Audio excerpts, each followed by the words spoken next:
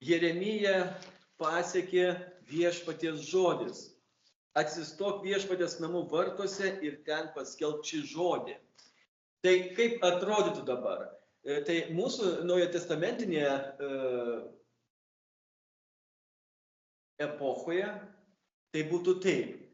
Įeina čia pranašas, duris atidaro, čia yra bažnyčia susirinkusi, atidaro duris prie įėjimo ir dabar kalbės Dievo žodį.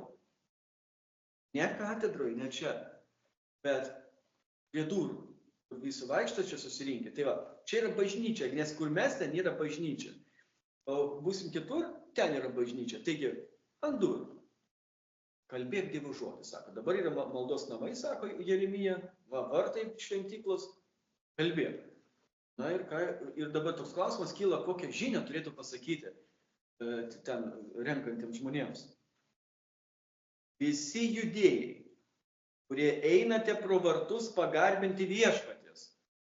Visi adventistai, kurie einate pro vartus pagarbinti viešpaties, išgirskite viešpaties žodį. Taip kalba galybių viešpats, Izraelio Dievas. Taisykite savo kelius ir darbus, kad galėčiau būti su jumis šioje vietoje. Mes jau apie tai aptarėme spaudos mokykloje. Dievas kviečia jūs imkitės laikytis sandoros, apie kurį mes kalbėjome, kad aš galėčiau būti šioje vietoje su jumis. Nepasitikėkite nepagrįsta viltimi, sakydami, tai viešpaties šventykla, tai viešpaties šventykla. O štai čia yra nepagrįsta viltis pasijudėjus, nes jie žino, kad viešpaties skrynia yra šventykloje, Dievo sostas, ir kad jis neša pergalės, galingasis Dievas ten yra, ir žinai, šventykla tai yra kažkas tokio, ko nėra kitur, tokios didybės, kur būtų tikrasis Dievas, nes Filistinų šventykloje visi žino, kad Dagonas krito kniupšęs prieš sandoros skrynią ir subirėjo į gabalus, jų stabas, o sandoros skrynia stovi kaip niekad. Ir išsigando Filistinai, jie suprato, kad Izraelio Dievas daug galingesnis negu jų Dievas, ir jie atsikratė nes pradėjo žmonės ten sirgti. Taigi, Dievas yra labai galingas. Ir įsivaizduokit idėją, kuris žino tas istorijas, kur Dievas išvedė žmonės per jūrą, kur užleido skerius, muses, varles, ligas, tamsą, pirmagimiai žuvo.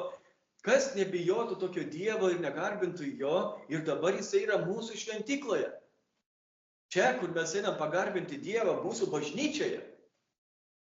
Ir dabar pasidėjus yra taip, kad jeigu aš einu į viešpatę šventyklą, aš esu saugus, nes šventykla yra mano gyvenime. Ir gavosi taip, kad jie Dievą išstumė lauk iš savo gyvenimo, o šventyklą jie padarė taip kaip savo Dievą. Todėl ir Dievas sako, atsistok šventyklos tarpdury ir sakyk, užtenka pasitikėti nepagrįsta viltimi. Nepagrįsta viltimi, kad tu pasitiki šventyklą, bažnyčią, o ne pačiu Dievu. Klausimą reikia iškelti šiandieną. Kuo tu pasitiki? Ar bažnyčia ir tai, kas yra joje, ar Dievu? Ir kas tave gelbės? Ar bažnyčia ir tai, kas yra joje, ar Dievas?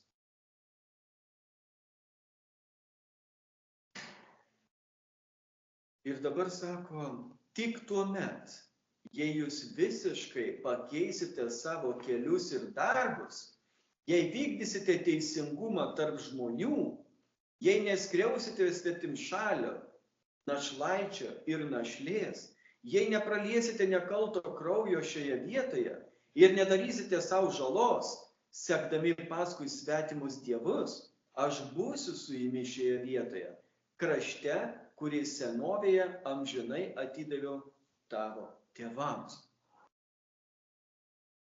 Štai Dievas sako, kad kaip atskirti, kada tu ateini dėl Dievo ir kada tu ateini dėl bažnyčios. Pamatas. Dėl Dievo, kai tu ateini, tavo gyvenimas paliudija tai. Dėl bažnyčios, kai ateini, tavo gyvenimas to neliudija. Tu gyveni dvigubą gyvenimą. Tu dalyvauji čia bendruomenėje, bet namuose, darbe, gatvėje tave sunku atskirti, kur tu, o kur yra krikščionis. Sunku atskirti žmogui. Sakytų, tu kaip mes esame. Bet viskas, aš net nepagalvojau, kad tu krikščionis ar krikščionė, kaip pasakytų pasaulietis. Ne? Bet tas, kuris yra dėl Dievo, jis yra atgimęs žmogus. Tai tokį žmogų tikrai atpažins. Paskaitykime dar keletą eilučių Ozėjo 6 skyrių, atsiverskime po Danieliaus knygos yra Ozėjas. Ozėjas. 6 skyrių atsiverskime ir 6 eilutę paskaitykime. Štai ką sako viešpats. Aš noriu ko? Ištikimos meilės, o ne aukos. Ir Dievo pažinimas man mielesnis negu deginamosios aukos. Taigi pažiūrėkit, žmonės taip šventykloje taip pradėjo mėgautis, kaip pasakyti, įsitraukti tą aukojimą. Vat vyksta kas nors gyvenime, tai gerai einam paaukosim dabar, tas aukas, žinai, ir taip toliau, čia visas aukas, atiduokit aukas, aukokitės, ten taip toliau, kad pamiršta santykius su kitais. Tos meilės Dievui nebebuvo, vis susikoncentravo tiesiog į tas apeigas daugiau. Mato 9 skyrius 13 eilutė. Evangelija pagal Mato 9 skyrius 13 eilutė. Štai Jėzus pasiūlymas.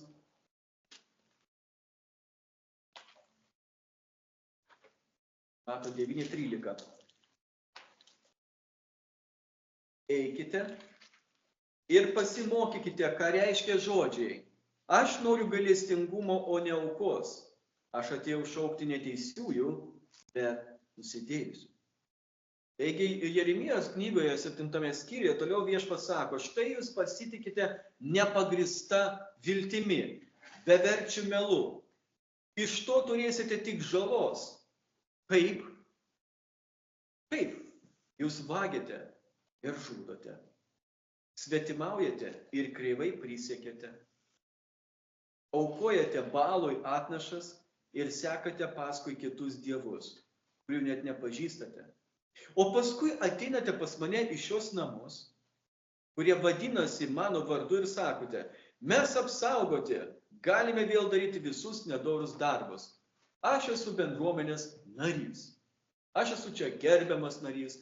Aš turiu tarnystę čia. O Dievas sako, bet štai ką aš žinau, kad tu nežaloji savo geidulių, kad tu esi vagis. Kad tu esi žmogus, kuris gyveni pavydę, puikybėje ir savanaudiškume. Ir tu ateini čia, jautiesi saugus. Ir tu galvoji, kad Kristus išgelbė savo tautą, tame tarp ir tave. Tai yra melas. O negali būti. Kiekvienas žmogus, kuris pateks į amžinybę, jo charakteris jau nebesikeis. Jis buvo čia, toks liks ir ten. Charakteris. O charakteris yra žmogaus būdas. Tai dabar charakteris daugiau linkęs į Dievą garbinti ir tolti nuo nuodėmės, ar tavo charakteris, kuris puoselėja nuodėmę gyvenime. Ir amžinybė to negali būti. Nuodėmės amžinybė. Argi tie namai, kurie vadinasi mano vardu, netapo jūsų akyse plėšikų lindine? Atsimenat tie žodžiai, plėšikų lindine, nieko jums nesako? Kur jie dar skamba? Atsimenat Jėzus gyvenimą? Taip. Kai Jėzus ką ėmė daryti? švartė stalus, paleido tos balandžius, priekeivius vijo lauk, nes jie labiau buvo susikoncentravę į aukas, į deginamas, į apeigas visas, o ne į patį Dievą, į savo gyvenimą. Ir ėmė valyti lauk ir pasakė, mano namai yra,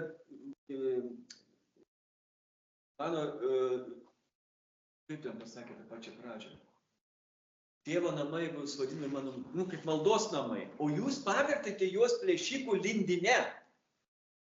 Tai va, ir čia pasakyti, argi tie namai, kurie vadinasi mano vardu, netapo jūs sakyse plėšikų lindine.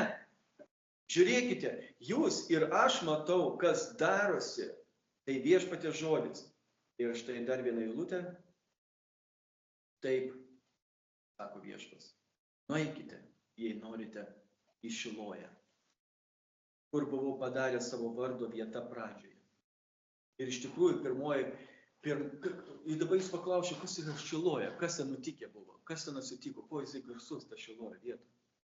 Aišku, sunku pasakyti, bet jeigu jūs būtumėte atsiverti Jozujos 18 skyrių, tai yra, kada jie buvo užkariavę jau visą Kananą, jie Šilojoje buvo pastatę viešpaties palapinę, šventyklą. Pažadėtoje žemėje. O dabar Dievas sako, dabar ten nueikite tą Šiloją ir pasižiūrėkite, ką buvau padaręs savo vardo vietos pradžioje. Ką jis buvo padaręs. Ir ką jisai padarė. Atsiverskite Psalmį 78 skyrių. Paskaitykite 60 eilutę.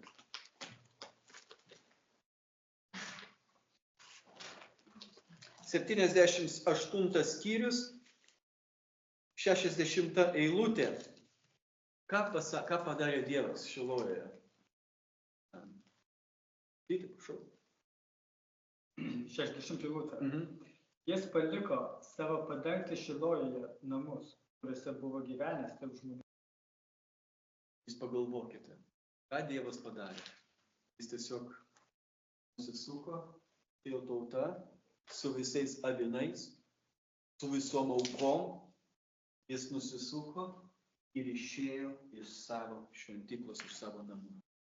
Įsivaizduokite, jeigu, bet Ispanijoje, čia yra Ispanijoje problema, Ispanijoje nusiperkate namus, savo namus, jūs ten praleidžiate laiką su vaikais, atvykę iš Lietuvos, ar ne?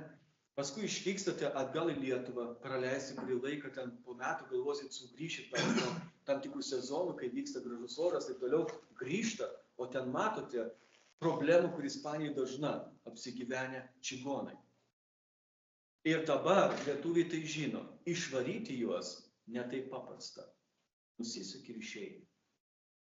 Nes kiek bando lietuviai, įstatymai labai gina tos dalykus Ispanijos. Ir gaunasi kaip apsigyveno žmonės, kur nieko bendro su mūsų gyvenimo neturi, visiškai kitokios kultūros ir taip toliau. Na ir žodžiu, neįmanoma išvyti juos, nes įstatymai saugo ir taip toliau, nesąmonės kažkokias taip. Tuose pačiuose namuose. Pirka lietuvių. Taip, taip. Ne, nu apskritai, jeigu tuščias namas yra, tenai čigonai apsigyvena. Jo. Ir juos kaip tarakonus sunku išvaryti. Labai. Nes valstybė gina, teisės vaikų gina ir taip toliau. Ir tokiu atveju tenka tiesiog atsukti nugarą ir išeiti. Ir kai Dievas mato, kada jo uzurбавę jo namus, uzurбавę žmonės su netvirom širdim, savo daro tvarką kažkokią, tai savo prigimtį nuodėmingą atsinešę yra, tai Dievui nieko nebelieka, kaip padaryti ką? Apsisukti ir išeiti. Ir aš labai nenorėčiau, kad Dievas taip ir atsuktų nugarą mūsų bažnyčioje ir išeitų. Tai siaubingai yra. Labai siaubinga. Ir sako, pasižiūrėkite, ką aš padariau jam, tam Šilojui, už nedorus darbus, kurių pridarė mano tauta Izraelis.